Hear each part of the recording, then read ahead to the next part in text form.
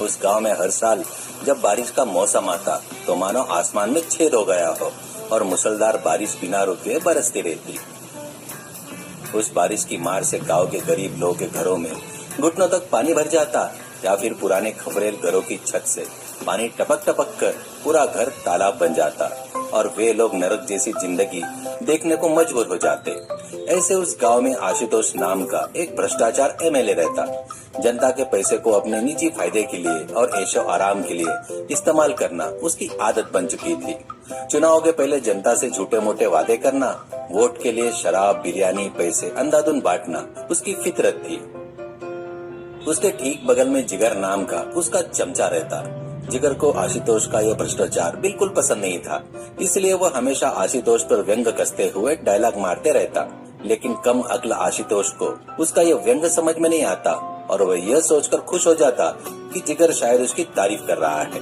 उसी गांव में आशुतोष को नापसंद करने वाला अमर नाम का एक पढ़ा लिखा समझदार युवक भी रहता है। जनता के लिए कुछ करने की तड़प रखने वाला अमर आशुतोष के भ्रष्टाचार के खिलाफ हमेशा आवाज उठाता। एक दिन सुबह चुनाव के लिए आशुतोष अपने चमचों के साथ गरीब लोगों की बस्ती में आया। वो कार से उतरा, स्टेज पर चढ़ा, हाथ जोड़ा और माइक पकड़कर बोलना शुरू किया। मेरे प्रिय वोटरों, इस बारिश के मौसम में जब आपके घरों की छत से पानी टपकता है तो मेरी आंखों से भी आंसू बहने लगते हैं, मेरा दिल बैठ जाता है। इस बार के चुनाव में अगर आप लोग मुझे फिर से भारी बहुमत से जिताते हो तो मैं आप सभी को 1 भी रुपया खर्चा किए पक्के मकान बनवा कर दूंगा। मैं आपसे वादा करता हूँ कि आपको इस बारिश की परेशानी से पूरी तरह मुक्ति दिला दूंगा। जनता ने उसकी बात को सच मान लिया और जोर जोर से तालियां बजाने लगी। वही बगल में खड़े जिगर ने धीरे से मुस्कुराते हुए आशुतोष की तरफ देखा।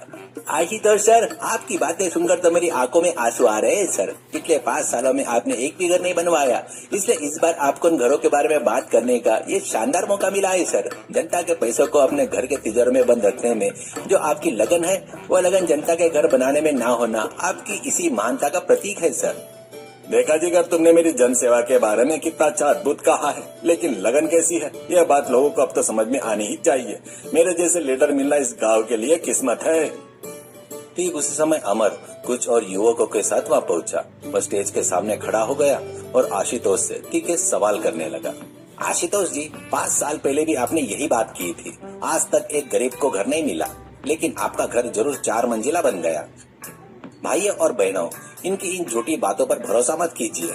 इस बार के चुनाव में मुझ जैसे पढ़े लिखे इंसान को जिताइए। मैं आपके टैक्स के पैसे को सिर्फ आपके लिए ही इस्तेमाल करूंगा। सड़कें और मकान पक्के बनवाऊंगा। जनता ने अमर की बातें तो सुनी, लेकिन उन्हें अमर की अच्छी बातों से ज्यादा आशुतोष की तरफ से मिलने वाली मुफ्त चीजें ज्यादा आकर्षित कर रही थी। आशुतोष ने बस्ती में सबको बिरयानी के पैकेट, शराब के क्वार्टर हर वोट के बदले में 1-1 हजार रुपए बांट दिए। नतीजा ये निकला, चुनाव में आशुतोष फिर से जीत गया। जनता ने अमर को बुरी तरह हरा दिया। अमर को बहुत दुख हुआ, लेकिन उसने यह ठान लिया कि वह जनता के लिए काम करना बंद नहीं करेगा।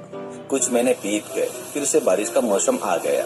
उस साल जैसे पहले कभी नहीं हुआ था, वैसे लगातार 30 दिन तक बिना रुके बारिश होती रही। गरीब लोगों की झोपड़ियां और खपरेल के मकान पानी में डूब गए। रसोई घरों में पानी भर जाने के कारण लोगों के पास खाने के लिए अनाज नहीं बचा, सोने के लिए जगह नहीं रही।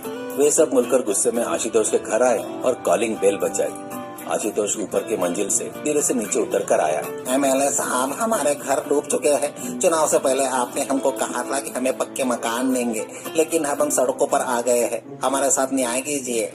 अरे तुम्हारे घर में पानी भर गया तो इसमें मेरा क्या लेना देना? जाओ जाकर इंद्रदेव से पूछो। और वैसे भी मैंने पक्के मकान बनवाने को कहा था, लेकिन इस बारिश के मौसम में बनवा कर दूंगा, ऐसा कोई तारीख तो नहीं बताई थी ना। अगले चुनाव से पहले कभी न कभी बनवा दूंगा। अब मेरी नींद मत खराब करो और जाओ यहाँ से। हाँ भाइयों और बहनों, एमएलए साहब जो कह रहे हैं वही 100% सच है। उन्होंने पिछले चुनाव का खर्चा अभी तक रिकवर नहीं किया है, तो अभी से आपके घर के बारे में कैसे सोच सकते हैं? उनके सोते रहना ही गांव की भलाई के लिए अच्छा है। अगर वह जाग गए तो आपकी जेब खाली हो जाएगी। कृपया करके आप लोग यहाँ से चले जाइए। जिगर, मेरी भलाई के लिए तुम्हारी यह चिंता देखकर दिल खुश हो जाता है। इन लोगों में अकल नहीं है, इन्हें मेरी कीमत का अंदाजा भी नहीं है। जनता आशुतोष की इन झूठी बातों को समझ गई कि वो ठगे जा चुके हैं और वे रोते हुए वापस लौट आए। ये सब दूर से देख रहे अमर को बहुत दुख हुआ। उसने सोचा कि जनता के लिए तुरंत रहने के लिए कोई न कोई इंतजाम करना होगा। वह तुरंत गांव के एक मशहूर और बड़े व्यापारी जो एक नेक दिल के अमीर इंसान थे, चौहान के पास गया। चौहान का बहुत बड़ा ट्रांसपोर्ट का बिजनेस था। उनके शेड में कई पुराने बसें बिना इस्तेमाल के बेकार पड़ी हुई थी। चौहान साहब, गांव की हालत बहुत खराब है। गरीब लोग के घर बारिश से बह गए हैं। आपके शेड में जो पुरानी बसें बेकार पड़ी है ना, अगर वे मुझे आप दे दे तो मैं खुद अपने पैसों से उनकी मरम्मत करवा कर उन्हें रहने लायक घर में बदल दूंगा। गरीब लोग उन बसों के घरों में भीगे बिना आराम से रह सकेंगे। कृपया करके मदद कीजिए। अमर, तुमने बहुत ही नेक बात सोची है। पढ़े लिखे नौजवान को तुम्हारी तरह सोचना चाहिए। ये पुरानी बसें वैसे भी कबाड़ में जाने वाली थी, उन्हें जनता की भलाई के लिए इस्तेमाल कर लो। इसके लिए मैं 1 रुपया भी नहीं लूंगा। तुम्हें और भी कोई मदद चाहिए तो मैं करने के लिए तैयार हूँ। अमर बहुत खुश हुआ। उसने अपनी खुद की जमा पूंजी का इस्तेमाल किया, कुछ मैकेनिक और बड़े कारपेंटरों को बुलाया और उन पुरानी बसों को खूबसूरत घरों में बदल दिया। बस की छत पर पानी न टपके इसके लिए वाटरप्रूफ कोटिंग करवाई। इस तरह उसने उन बसों को बारिश में भीग रहे गरीबों को मुफ्त में रहने के लिए सौंप दिया। लोग उन जब बस घरों के अंदर गए तो वो हैरान रह गए। बाहर चाहे कितनी भी तेज बारिश क्यों नहीं हो रही हो, बस के अंदर एक बूंद पानी भी नहीं टपक रहा था। वे सब सुरक्षित और गर्माहट के साथ बस घर में रहने लगे। अमर के इस महान कार्य के लिए पूरे गांव ने उस पर प्रशंसा की बौछार कर दी। जनता की आंखों में खुशी देखकर अमर को भी बहुत संतुष्टि मिली। फिर से 5 साल बीत गए। दोबारा चुनाव का समय आ गया। आशुतोष हमेशा की तरह बड़ी बड़ी गाड़ियों में फिर से उसी बस्ती में चुनाव प्रचार के लिए आ गया। वह स्टेज पर चढ़ा और फिर से अपने पुराने डायलॉग दोहराने लगा। मेरे प्यारे वोटरों, इस बार अगर मुझे जिताओगे तो मैं तुम्हारे लिए सोने के महल जैसे घर बनाऊंगा। ये लो बिरयानी के पैकेट और पैसे रखो और वोट मुझे ही देना। लेकिन इस बार जनता बदल चुकी थी। उन्होंने आशुतोष के दिए हुए बिरयानी के पैकेट और पैसों को उसके मुंह पर दे मारा। वे जोर जोर से चिल्लाते हुए आशुतोष को धिक्कारने लगे। आशुतोष, तुम्हारे अब झूठ बहुत हो चुके हैं। पिछले चुनाव में तुमने हमारे घर न बनवा कर हमें सड़क पर लाकर खड़ा कर दिया। तब अमर बाबू ने अपने खुद के पैसों से हमें बस घर देकर हमारी जान बचाई। तुम एक भ्रष्टाचार मगरमच्छ हो, यहाँ से दफा हो जाओ। हमारा वोट इस बार सिर्फ और सिर्फ अमर बाबू को ही जाएगा। आशुतोष जी साहब, देखा आपने, लोग आपसे कितना प्यार जता रहे हैं। आपकी बिरयानी से ज्यादा उन्हें अमर के दिए हुए बस घर पसंद आ गए सर। आपके पापों का घड़ा भर चुका है सर। अब हमारे यहाँ से भागना ही बेहतर है, वरना लोग हमें इस बस के नीचे डालकर कुचल देंगे। ये क्या कर रहे हो जिगर? ये लोग मुझे धिक्कार रहे हैं। मेरी पावर कहाँ चली गई? चलो यहाँ से तुरंत भाग चलते हैं। आशुतोष डर के मारे अपनी गाड़ी लेकर वहाँ से रफू चक्कर हो गया। चुनाव के नतीजे आए। पूरी जनता ने एकमत होकर अमर को भारी बहुमत से एमएलए चुना। भ्रष्ट आशुतोष की करारी हार हुई।